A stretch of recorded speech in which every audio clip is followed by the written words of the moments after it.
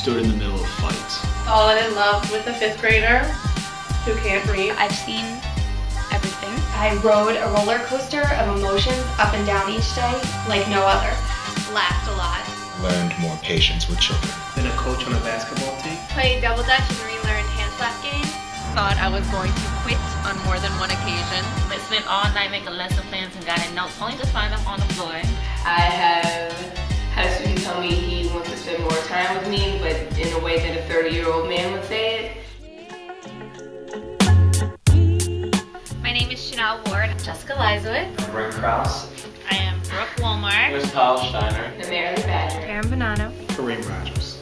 Lenora McGee. My name is Mike O'Hara. I was a South Louisiana Corps member in 2004.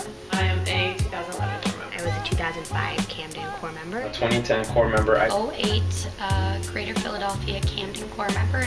05 Philadelphia Corps member. Year 1997, Jersey City placement. I'm a 2010 Philadelphia Corps member. 2005 Philadelphia Corps member.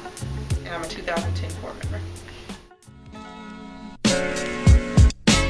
Teach for America is an amazing organization that has done so much for so many students across the nation. Part of a movement that promotes equality in education, That seeks to close the achievement gap. I think it's a group of people who go about it in very different ways, but who overall are genuinely interested in kids succeeding, no matter who those kids are, no matter where they came from, and no matter what difficulties or bureaucratic annoyances come with the job. Teach for America for me is an organization that's not just talking about putting good teachers in, but they're actually doing it. I joined Teach for America because I thought I wanted to go into educational policy. I wanted to gain some exposure into the educational inequities that are in this country. Wanted something in my life where I felt like I was making a difference. because I wanted to help close the achievement gap. I felt like it was a way I could have the most impact. Giving back to communities in need. I wanted to work with children and I wanted to make a difference in lives of others. And I realized that a lot of the boys that I went to school with who played sports really couldn't read. I knew that I wanted to teach, but I also could not see myself teaching somewhere where I wasn't really needed. And I really believed in the impact that a Teach for America teacher could have in a classroom. I realized that there was an education gap in this country, and I thought it was really unjust because I was the product of quality public schools, and I thought every child deserved that. I wanted to give back a little bit what I had gotten as far as the education that I had received. Because of my own background growing up, I am a first-generation immigrant from Rio de Janeiro, Brazil, who lived a lot of times the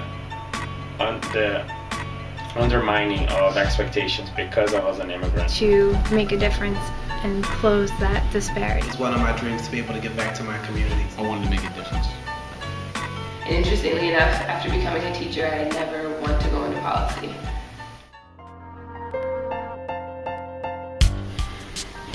My hardest moment was like August through December of 2010. Year one. Day one, and what day is it? There were ones every single day. My hardest moment was today. When I'm in 8th and 9th period class and they're just out of control. I cried a lot my first year, and I had a really, really hard time at Institute. It was a totally humbling, day after day, defeating experience for me. Building relationships so that I could gain their trust. Seeing one of my students going through something that I couldn't help him with, something non-academically related. Is finding the balance between having sympathy for the kids and also not accepting excuses.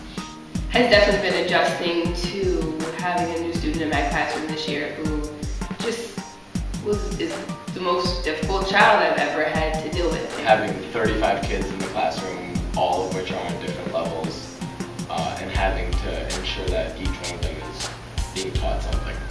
Having to tell one student out of the entire class that they didn't pass the state exam.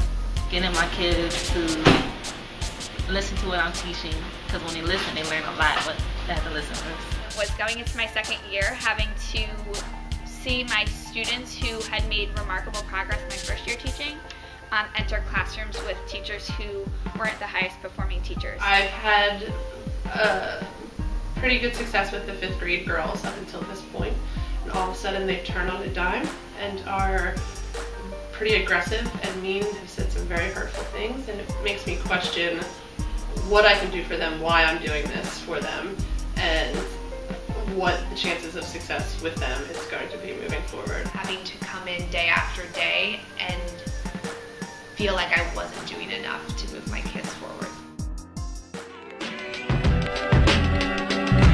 I think the best moment is ongoing. Every morning. Every day is when they make me laugh, or when they make me laugh. We all laughing together. Those are the best moments. But my kids were giggling, and I was like, oh good, they're getting a sense of humor from me. Winning Teacher of the Year last year, only because it extremely humbled me. Helped a student with a resume the other day, and just like seeing her motivation, hearing her talk about her future. My best moment has been William Schrader. Tahim goes, I love Miss Davis because she cares for us and she lets us know that she cares for us. Nobody ever does that. And even though I hope he's exaggerating that nobody ever does that, the fact that he could articulate to someone else that I cared for them, that was important to him. Having conversations with students this year about tolerance for sexual orientation. I always loved when the students would invite me to dinner at their houses.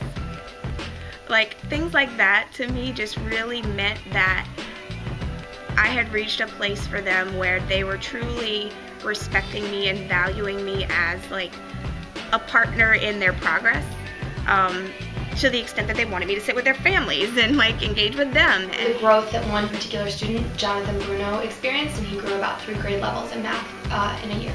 So to be able to see remarkable growth and progress from them in just 1 year was really powerful for me and for them. And their worlds completely changed in just a year. And I asked, what was the most important thing you learned this year? And several of my students said being able to set goals for them. But it really showed me that in ways I can't even see, I've accomplished what I have set out to do. The time a child walks across the stage to graduate, that's always the best moment. As a core member, I've been humbled. I have grown. I have really found my purpose. I have helped students feel successful. I have taught Zaire how to read. I have really grown to love my children. I have learned how much hard work it takes to be a phenomenal teacher for students. I've seen that there's a lot of work to be done still. I have remained a teacher.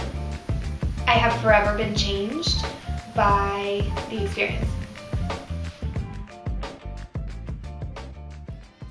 Yeah. Come on. Please raise your hand and find your purpose. It's much more than scratching the surface. We digging deeper and pulling out the miraculous person in all of us. Day one, everyone's nervous. You were the one in the desk, but now you're assigning the work and they calling us the leaders of the future, the soldiers of a battle. But hey, honestly, we're not the real troopers when the fight that we're fighting is one everyone should be used to. And the real people who struggle are still learning to use a pencil, book, and computer. Still could never subdue the mind of a child trying to shine inside of a sewer with bars on the windows of the classroom. Hard to free your mind when you need a pass just for the bathroom. But here we are, try to make the last the first. From the back to the front, get ready to pass your work. See, it's hard, we're only trying to reach ya. Who are we to talk, man? Oh, we're the teachers. So shine a light down, a couple things for you to write down. Fruit of the tree, I think it's time for you to bite down. Life is a battle, I'm ready in you to fight. Round one, when the lights down, come into your own first. Plenty of pain, move steadily through the growth spurt. Gotta go through it to get to a place that won't hurt. Can't do the math when the electricity won't work. Still, you gotta figure out a way to do your homework. Listen up, there's a new lesson every day. You don't know it, but the mission is difficult every day. And you're gonna have a million questions on the way about why you are here, why you're alive. To which I say there's things on this earth that may never be known, that you would probably be wasting your time with. You only have one life, and the answer's in the moment. Stop asking, start living's your assignment. 12 font, double space with all of your works cited. Rough draft next week, I'll edit it if you write it, of course. But I wanna hear how you ignited a force, began a movement or a culture or show killer's remorse. I wanna hear about the peace you brought to nations at war and use the soldier from that war as your primary source. But life's hard, hearts break, so whatever the process, you'll get an A as long as the work is honest. Now shine a light down, a couple things for you to write down. Fruit of the tree, I think it's time for you to bite down. Life is a battle, I'm readying you to fight round one. When the lights down, come into your own first. Plenty of pain, move steadily through the growth spurt. Gotta go through it to get to a place that won't hurt. Can't do the math when the electricity don't work. Still you gotta figure out a way to do your homework. I'm gonna change the world. Ladies and gentlemen, boys and girls.